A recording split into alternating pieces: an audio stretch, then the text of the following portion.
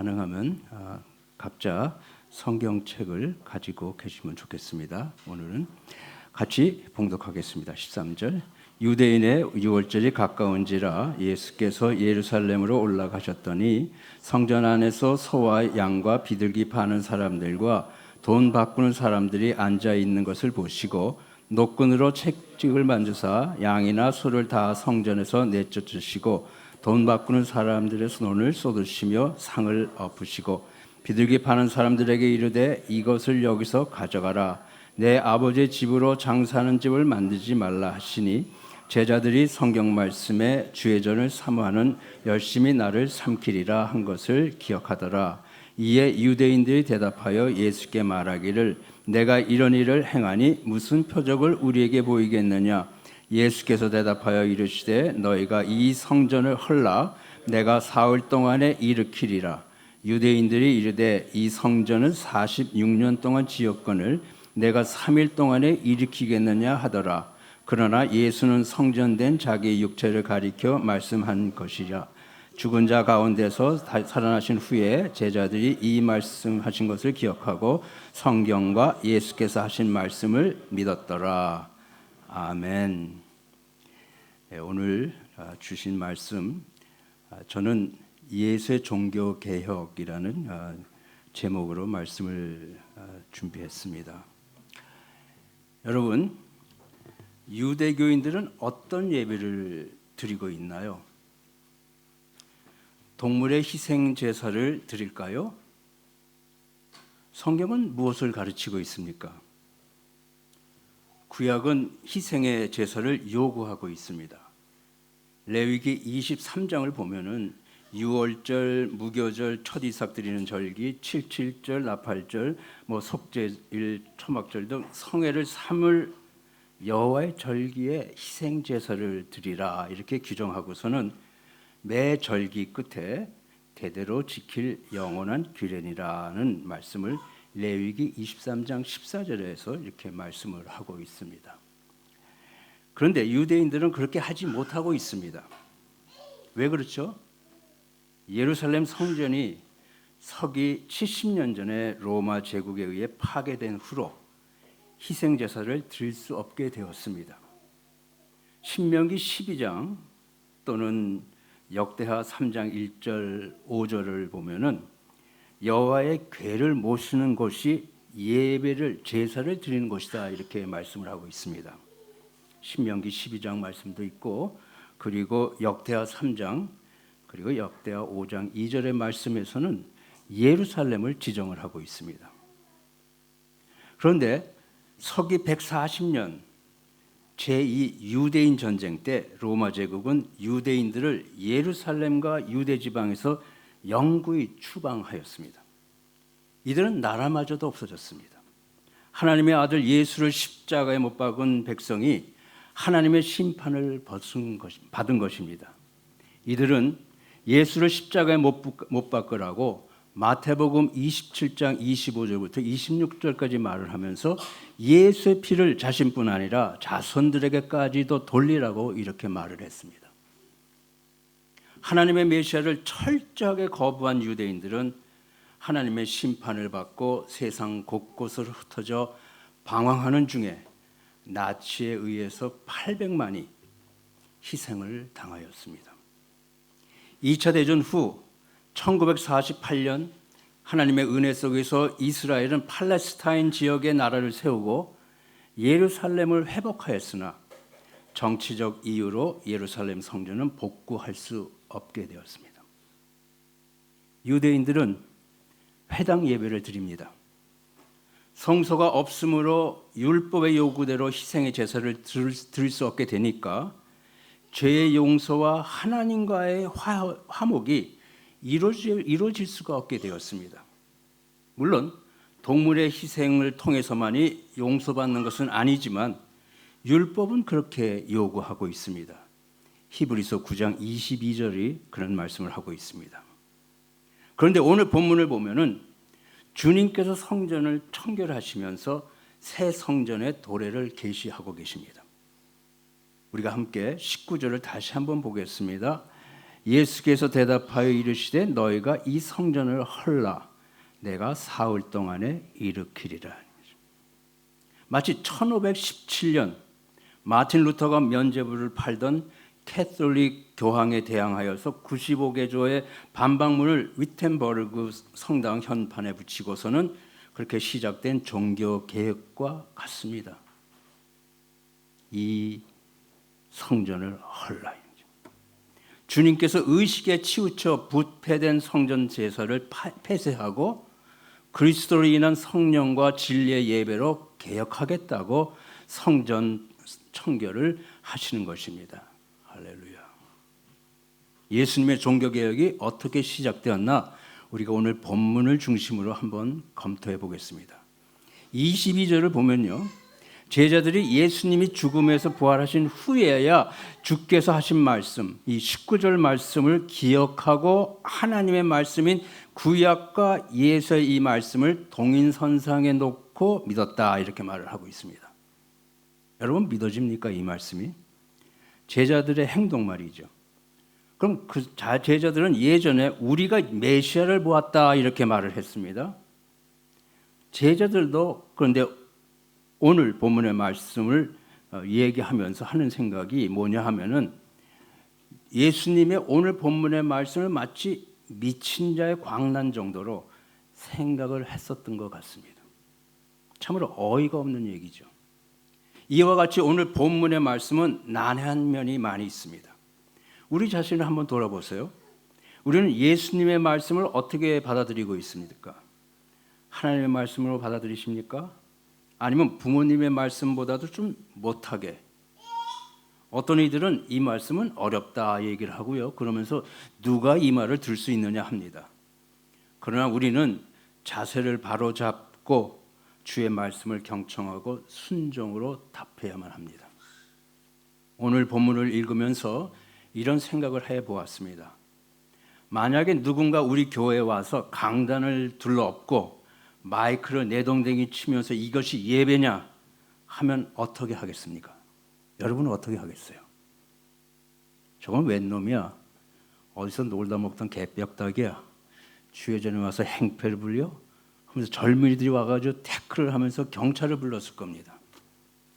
그런데 유대인들은 좀 세련되지 않았어요? 네가 무슨 권한으로 이런 짓을 하느냐며 표적이 무엇이냐 하고 대들고 있습니다. 좀 난해하지요. 예수께서 개혁, 쿠데타를 시작한 것 같습니다. 좀 정신을 바짝 차리고 첫 구절부터 차근차근히 들여다봐야 할 겁니다. 13절을 보니까는 유대인의 유월절이 가까운지라 예수께서 예루살렘으로 올라가셨다 이렇게 말합니다. 그냥 유월절이라고 얘기하면 좋은데 그래도 우리가 충분히 이해할 수가 있겠는데 유대인의 유월절이라 이렇게 얘기하고 있습니다.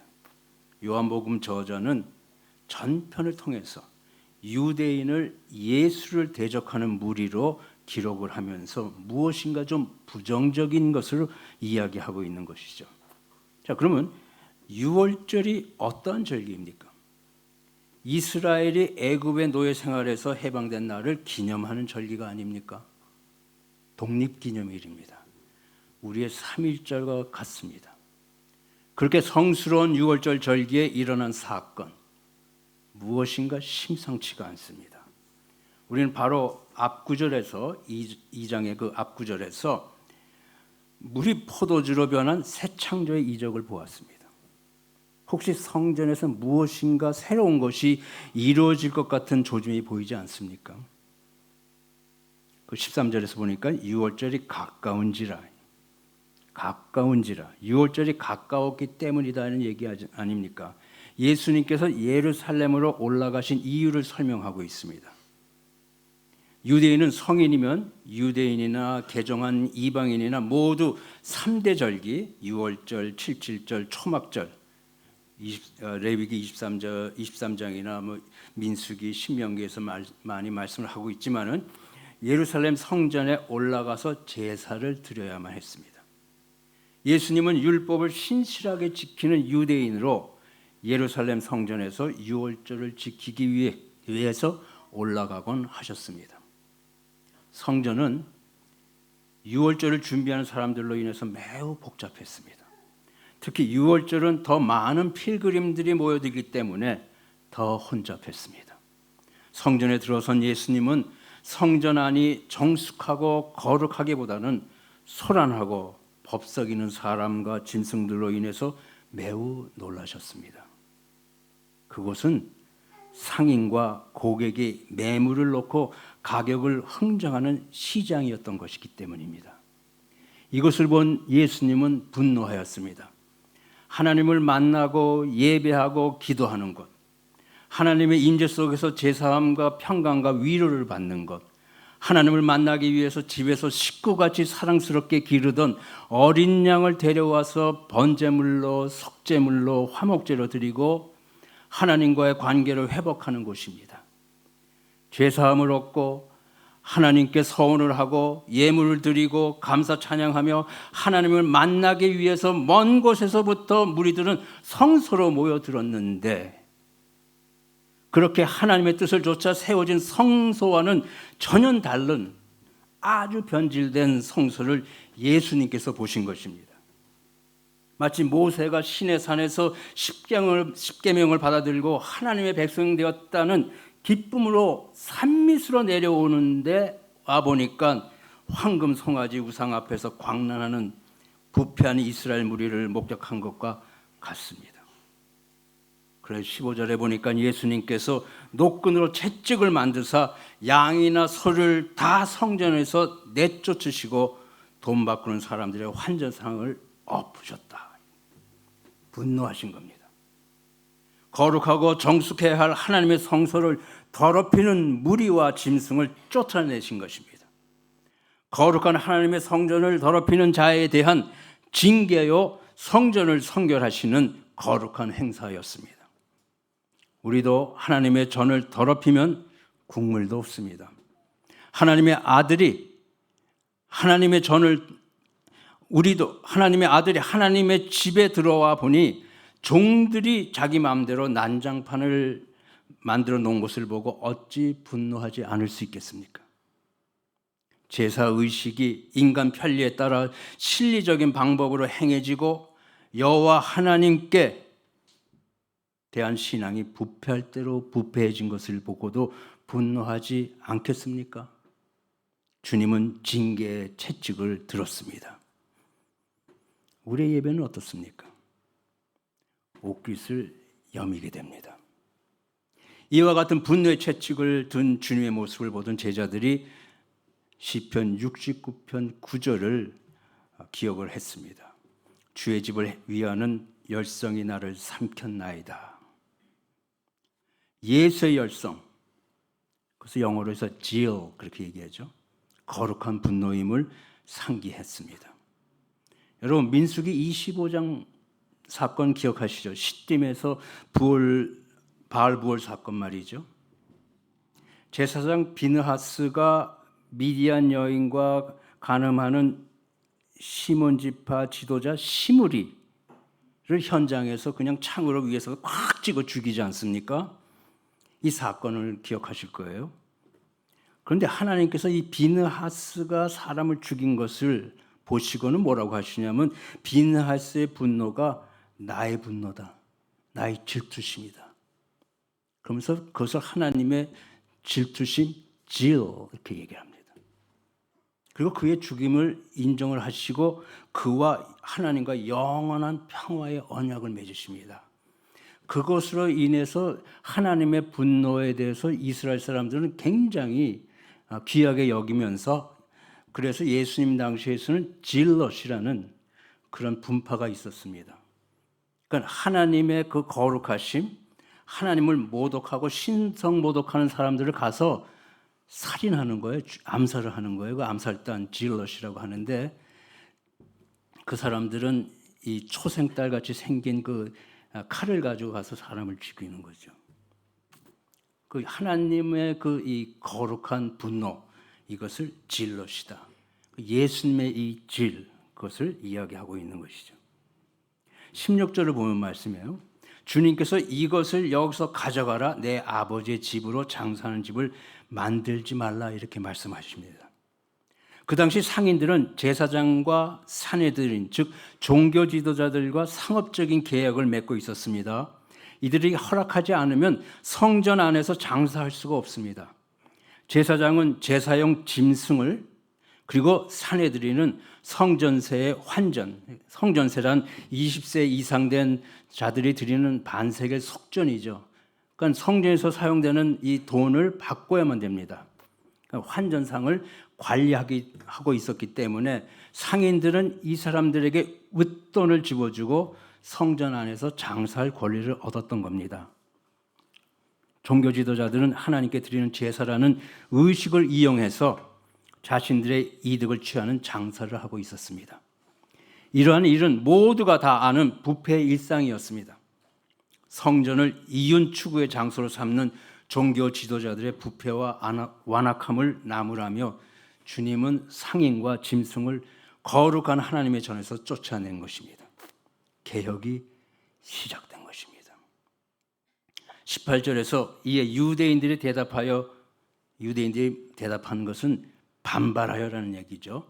반발하여 말하기를 내가 이런 일을 행하니, 이런 일이 뭡니까?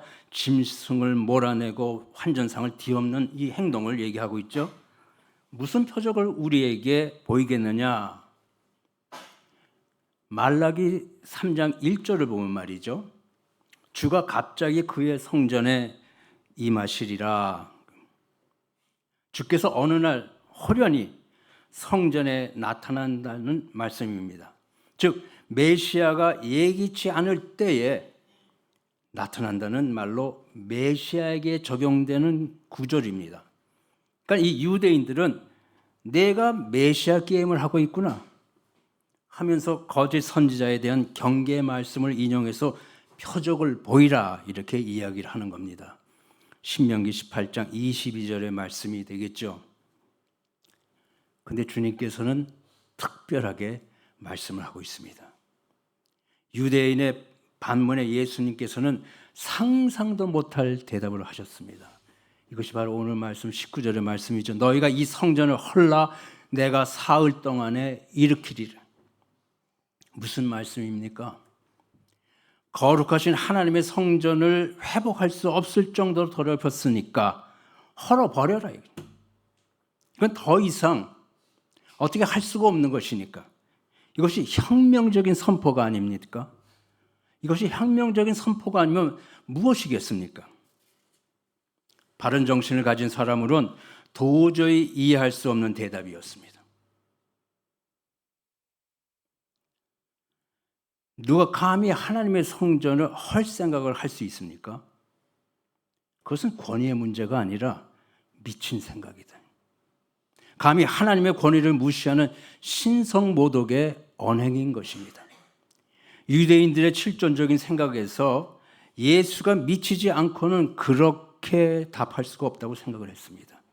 이러한 말에 대꾸한다는 것은 자신들 역시 미친 사람이 되는 것이라고 생각하고 3일 동안에 일으킨다는 말을 빌미 잡아서 공격을 하기 시작을 했습니다. 20절을 보니까 특히 예수님 당시에 예루살렘 성전이 헤롯 대왕이 46년 전부터 짓고 있는 야심작입니다. 근데 지금 예수님 당시까지도 완공을 보지 못하고 있었습니다. 기록을 보니까 그 후 서기 64년에야 겨우 완공했다고 이렇게 얘기를 하고 있습니다.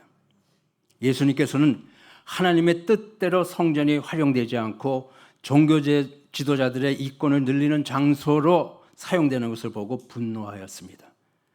지난날 하나님께서는 여러 번 선지자들을 보내서 경고하셨습니다. 이사야서 1장을 보면요, 너희들이 나의 성전을 더럽히고 있다. 그냥 왔다 갔다만 하고 있다 얘기를 하고 있고요. 아모서 5장에서도 같은 말씀을 하시고 말라기 1장에서는 제사장들에게 경고를 하십니다. 그런데 그래도 이스라엘 사람들이 변하지 않으니까 마지막으로 메시아 하나님 자신의 아들을 보내서 성전 폐쇄를 선포하시면서 새로운 성전 시대 종교 개혁을 선포하고 계신 것입니다. 너희가 이 성전을 헐라 내가 사흘 동안에 일으키리라.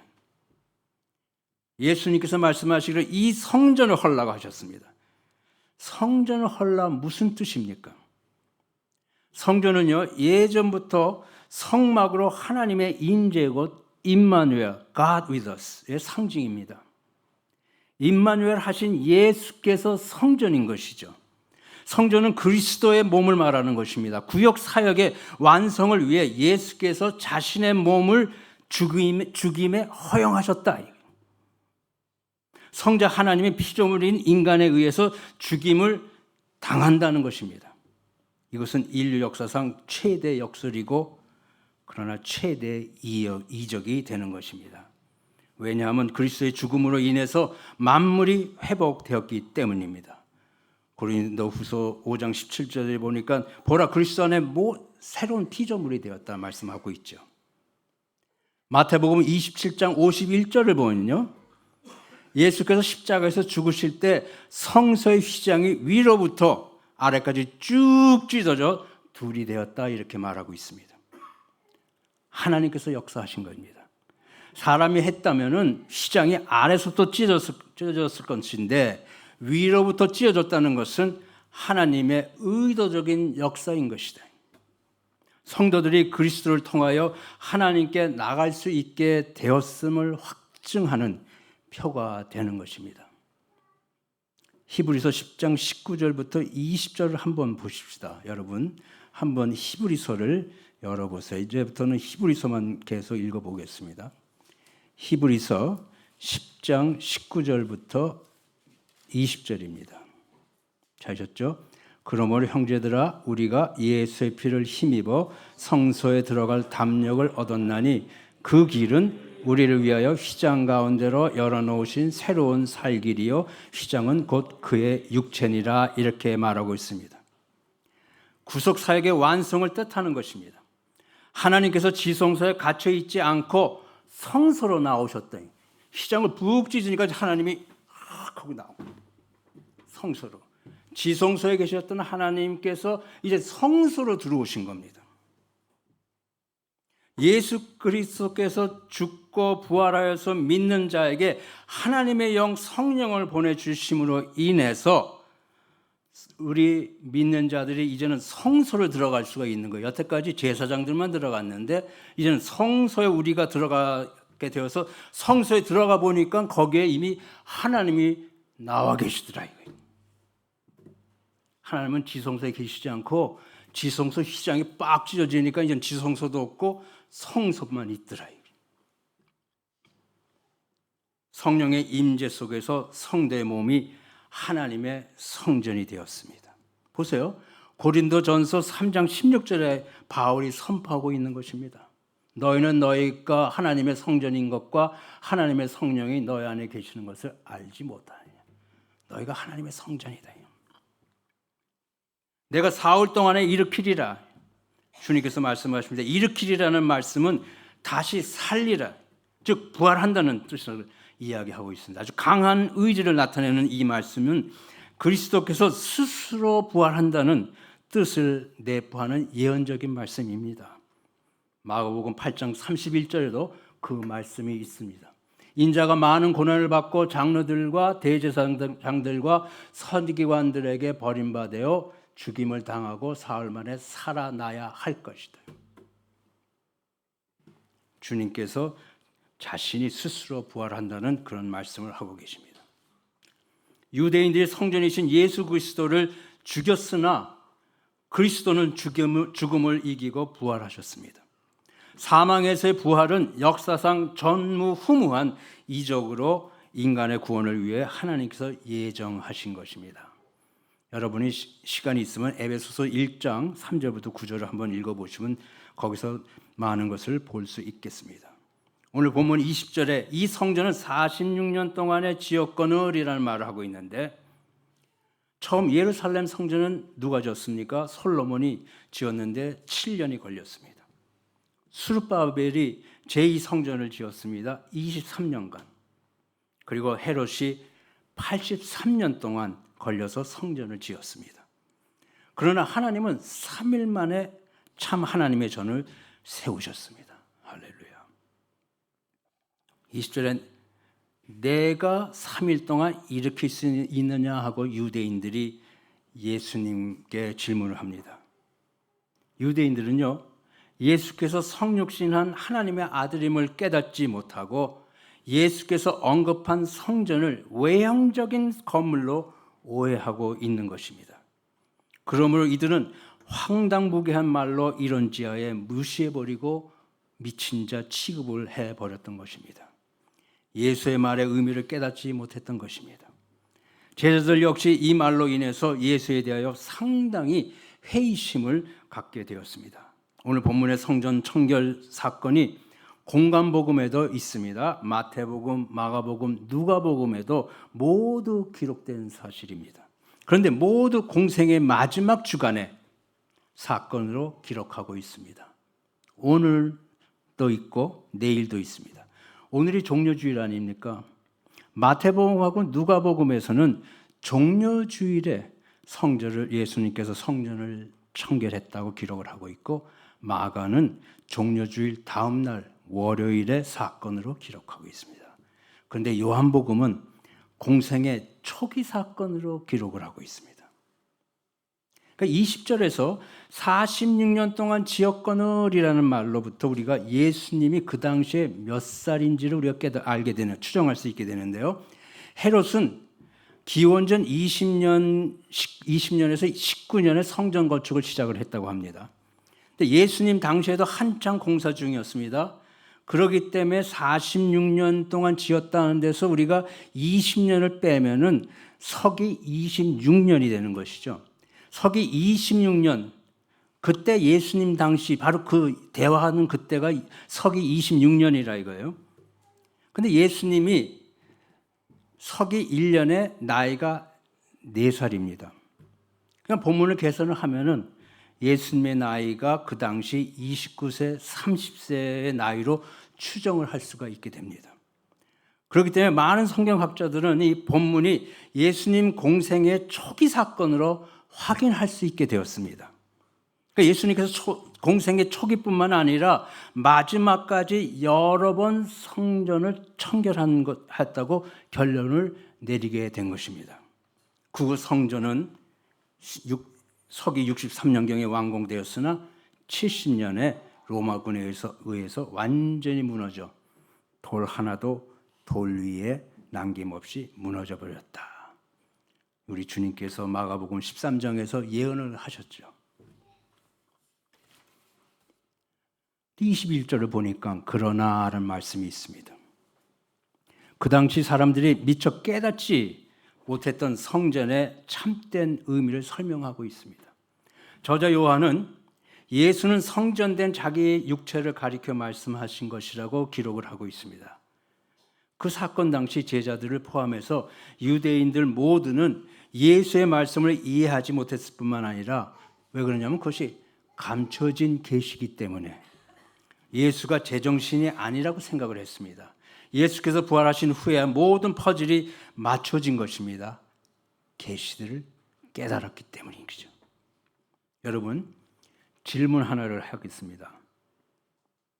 질문 하나가 있습니다. 사실 현재 우리가 드리고 있는 이 예배가 적법한 예배인가 생각해 보셨어요? 구약시대엔 희생동물을 가져와서 하나님께 제사를 드렸습니다. 지금 모든 개신교 교회들이 우리가 드리는 예배 같은 예배를 드리니까 뭐 남들 다 하니까 뭐 적법한 예배 아닌가 이렇게 생각할 거 아니에요. 자신 있습니까? 근거가 있나요? 제가 이렇게 얘기하면 지금 그럼 뭐 걱정할 거 없네 그랬잖아요. 그렇죠? 주님의 종교 개혁을 통해서 오늘의 교회 예배가 가능해진 것입니다. 히브리서 9장 11절을 한번 보세요. 히브리서 9장 11절. 9장 11절에 이런 말씀이 있죠. 같이 한번 읽어볼까요? 그리스도께서는 장래 좋은 일의 대제사장으로 오사 손으로 짓지 아니한 것 곧 이 창조에 속하지 아니한 더 크고 온전한 장막으로 말미암아 이렇게 있습니다. 그리스도로 인해서 소개된 손으로 짓지 아니한 장막, 이 영적인 장막을 주님께서 세우셨다는 얘기 아닙니까? 이번에 9장 1절 한번 보세요. 9장 1절. 첫 언약에도 섬기는 예법과 세상에 속한 성소가 있더라. 세상에 속한 무슨 뜻입니까? 손으로 지은 성소가 아니겠습니까? 자, 그러면 이번에 10절을 한번 보세요. 이런 것은 먹고 마시는 것과 여러 가지 씻는 것과 함께 육체 예법일 뿐이며 개역할 때까지 맡겨둔 것이라. 즉 개역할 때까지 손으로 지은 예루살렘 성전에서 제사를 드리게 한 것이다. 이렇게 얘기하고 있습니다. 오늘 말씀을 뒷받침하고 있는 말씀이죠. 하나님께서 개역을 통해서 그리스도를 통해서 손으로 짓지 아니한 장막을 소개하셨습니다. 그리고 12절을 보니까 9장 12절 염소와 송아지의 피로 하지 아니하고 오직 자신의 피로 영원한 속죄를 이루사 단번에 성소에 들어가셨다 이렇게 합니다. 단번에 성소 하나님의 곳이죠. 그러니까 해마다 속죄일에 짐승의 죄로 속죄해야만 했는데 주님께서 자신의 피, 하나님의 피, 완전한 피, 결함이 없는 피로 영원한 속죄를 이루셨다. 그러니까 이제 더 이상 속죄할 것이 없다 이렇게 얘기하는 거 아니에요? 자, 이번엔 10장을 보세요. 10장 12절. 오직 그리스도는 그죠? 죄를 위하여 한 영원한 제사, 한 오직의 제사를 드리시고 하나님 우편에 앉으셨다. 그러니까 레위기 23장이 요구하는 대대로 지킬 영원한 규례. 그러니까 영원한 규례라는 것은 죽을 때까지, 세상이 끝날 때까지라는 의미가 되고 있는데 그것이 그 영원한 세상이 끝이 나기도 전에 예수의 피로 대치가 돼버리니까 영원한 피가 들어가니까 이젠 더 이상 이 제사가 필요가 없다. 예수의 피로 모든 것을 만족해 버렸으니까. 예수의 피로 인해서 하나님께서 요구한 죄인들이 죄를 용서받기 위한 모든 규례가 다 만족이 돼 버렸어요. 그리고 10장 18절을 보니까 이런 말씀이 있습니다. 이것들을 사였은즉 이것들이 뭡니까? 바로 앞에 17절에서 얘기하는 우리의 죄, 우리의 모든 알고 모르고 지은 모든 죄 이것들을 이야기하고 있습니다. 그래서 다시는 죄를 위해서 제사 드릴 것이 없느니라. 그러니까 19절부터 20절을 보시면요. 10장 19절부터 20절을 보면 그러므로 형제들아 우리가 예수의 피를 힘입어 성소에 들어갈 담력을 얻었나니 우리가 더 이상 이제 하나님과 평화를 이뤘으니까 아까 우리 찬양했죠. 평화. 아주 그 가사가 좀 딱 맞아 들어가는 거예요. 평화를 이루니까 우리가 담대하게 이제는 하나님의 곳으로 들어갈 수 있다. 그 길은 우리를 위하여 휘장 성소와 지성소를 가로막은 휘장이죠. 가운데를 열어놓으신 십자가상에서 죽음으로 인해서 열려졌지 않았습니까? 새로운 살 길이요. 휘장은 곧 그의 육체, 그리스도의 육체다. 퍼펙트한 속죄의 피. 더 이상 속죄의 피가 필요 없는 구약의 제사를 완성하셨습니다. 피의 제사가 필요 없습니다. 그러면 이제는 어떤 예배가 필요한 것입니까? 어떤 예배를 드릴 수가 있습니까? 피의 제사가 필요 없으니까요. 성막이 없어졌고. 그러니까 이번에 우리가 히브리서 13장 15절과 16절을 한번 보면 되겠습니다. 히브리서 13장 15절과 16절. 그러므로 보시면요. 한번 읽어볼까요? 그러므로 우리는 말미암아 항상 찬송의 제사를 하나님께 드리자. 이는 그 이름을 증언하는 입술의 열매니라. 오직 선을 행함과 서로 나눠주기를 잊지 말라. 하나님은 이 같은 제사를 기뻐하시느니라. 예, 아멘. 우리는 예수로 말미암아 항상 찬송의 제사를 하나님께 드리는 겁니다. 여기서 말하는 이는 찬송의 제사, 피의 제사가 아닌 그리고 그 이름을 증언하는 입술, 그 이름은 예수 그리스도의 이름을 예수 그리스도를 증언하는 그런 찬송의 입술이다. 하나님, 당신이 하셨습니다. 아담의 원죄로부터 우리의 자범죄, 알고 모르고 지은 죄 모두를 용서하시는 하나님, 이제 주님 앞에서 우리가 의로운 자로 이제는 무엇을 하느냐? 오직 선을 행하고 서로 나눠주기를 잊지 말라. 생활의 산제사를 드리라. 하나님은 이 같은 제사를 기뻐하신다고 했습니다. 여러분, 우리가 매일 드리고 있는 감사 찬송의 예배는 예수 그리스도로 말미암아 가능하게 된 적법한 예배입니다. 할렐루야. 그러므로 율법을 믿는 유대인들은 예수가 메시아이심을 거부함으로 영원히 율법을 거역하는 자들이 된 것입니다. 이것은 역사적으로 예수께서 그리스도이심을 확증시키는 또 하나의 표적이 된 것입니다. 성전이 없어졌죠. 피해 제사를 드릴 수가 없게 되었죠. 종교 개혁이 왔기 때문인 것이다. 사랑하는 성도 여러분, 우리의 예배가 주로부터 인정받는 예배가 되기 위해서 우리는 예수께서 시작하신 예배 개혁을 끊임없이 이루는 예배의 개혁자가 되어야 합니다. 오늘 교회로 들어오시는 순간에 하나님의 임재 속으로 들어온다고 생각이 들었습니까? 우리의 태도가 어땠습니까? 이 예배 채소를 경멸하지는 않습니까? 거룩한 처소, 하나님의 임재하시는 곳으로 생각하고 두려운 마음으로 입장하고 계십니까? 우리의 예배를 인정하실까요? 어떻습니까? 개혁할 부분은 없습니까? 우리의 예배가 개혁되고 우리의 삶도 변화받아 하나님 찬양의 삶으로 개혁되어야 할 것입니다. 하나님께서 보시기에 합당한 찬양이 되는 삶, 즉 선한 일을 행하며 산 제물이 되는 삶을 살아야 할 것이다.